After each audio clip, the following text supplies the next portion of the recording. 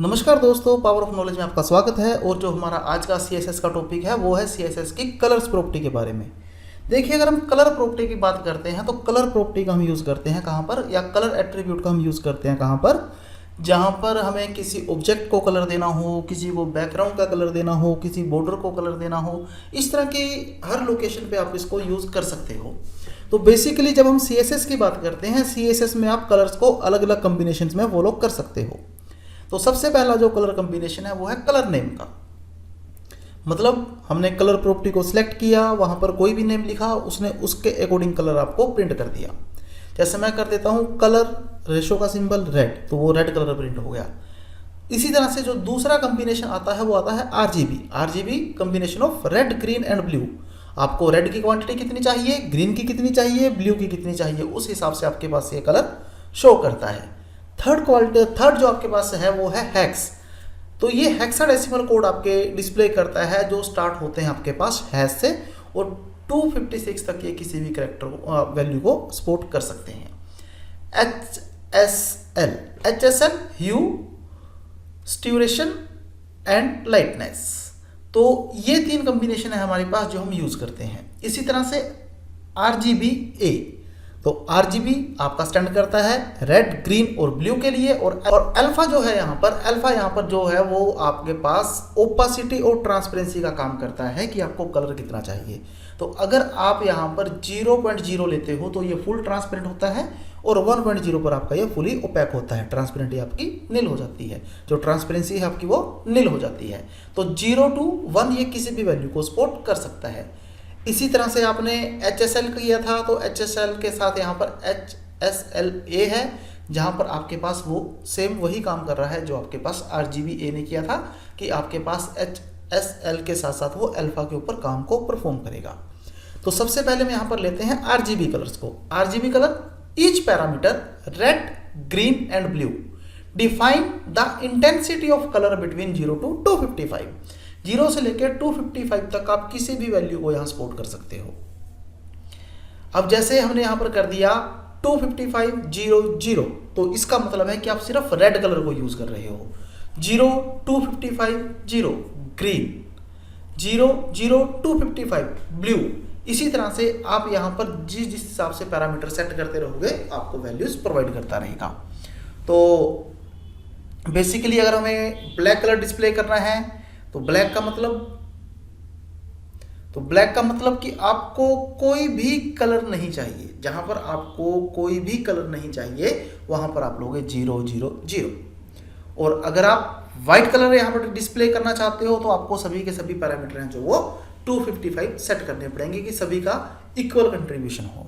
इसी तरह से आप अगर यहां पर एक्सपेरिमेंट करते हो कलर को मिक्स करके, तो आपके पास वहां पर अलग अलग वैल्यूज प्रोवाइड हो सकती है।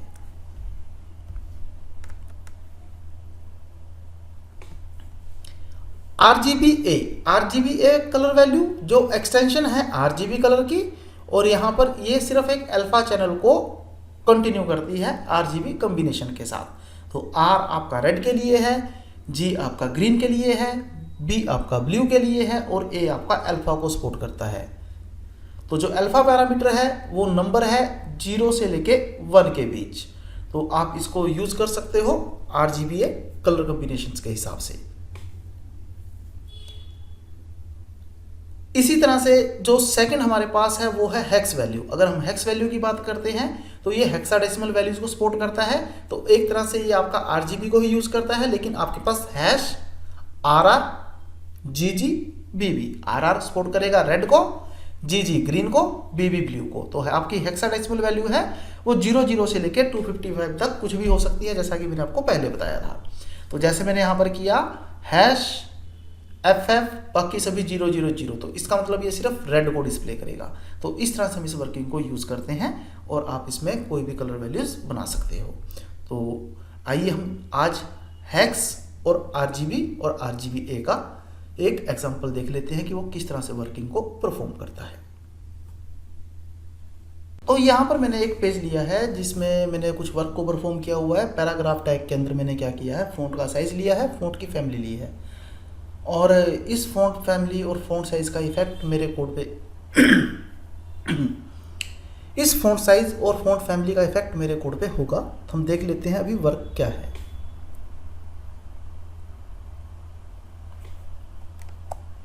तो ये देखिए, power of knowledge, welcome welcome. अब हमने यूज़ करना है यहाँ पर कि किस तरह से हम यहाँ पर वर्किंग को परफॉर्म कर सकते हैं। तो मैं अपने कोड के अंदर गया। जब मैं कोड के अंदर जाता हूँ, मैं यहाँ पर क्या करता हूँ, सबसे पहले कलर यूज़ करता हूँ। तो मैंने यहाँ कलर कोड को यूज़ किया और कलर कोड में मैंने यहाँ पर क्या किया, सबसे पहला मैं लेता हूँ ब्लू, जो मैंने बाय कलर नेम यूज़ किया हुआ है। तो कलर नेम मैं कोई भी यूज़ कर सकता हूँ, वो मेरे ऊपर डिपेंड करता है। मैं प्रोग्राम को सेव करता हूँ, अपने ब्राउज़र में जाता हूँ, रिफ्रेश करता हूँ। तो ये देखिए, जितना भी मेरा टेक्स्ट था वो सारा का सारा ब्लू कलर के अंदर चेंज हो चुका है। इसी तरह से मैं अगेन, जैसा मैंने आपको इनलाइन स्टाइल का बताया था, मैं पेज पे जाता हूँ, यहाँ पर स्टाइल के अंदर कलर चेंज कर देता हूँ।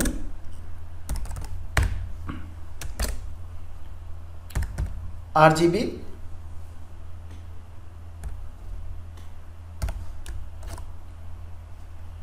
255, 150 एंड 25। तो जो भी कलर इस कॉम्बिनेशन में होगा वो इस कलर को रिप्रेजेंट कर देगा। मैं अपने कोड को सेव करता हूँ, अगेन पेज पे जाता हूँ, रिफ्रेश करता हूँ। तो ये देखिए, जो भी कलर कॉम्बिनेशन उस वक्त क्रिएट हुआ वो उसने मुझे परफॉर्म कर दिया। दूसरा एग्जांपल हम लेते हैं हेक्साडेसिमल कोड का। मैं अगले पैराग्राफ के अंदर गया, मैंने अगेन स्टाइल टैग को कॉपी किया,